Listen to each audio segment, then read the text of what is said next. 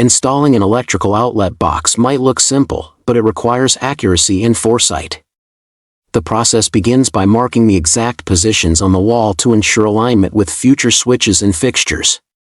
Each opening is measured and cut with care, allowing the box to sit perfectly flush and level.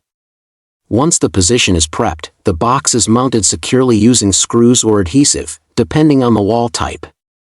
Next, electricians guide the cables through designated entry points, ensuring that wires are not twisted or pinched, protecting against wear over time. After securing the cables, the box is double-checked for level, spacing, and depth, making sure it's ready for safe and efficient connections later. A good installation now avoids problems down the line.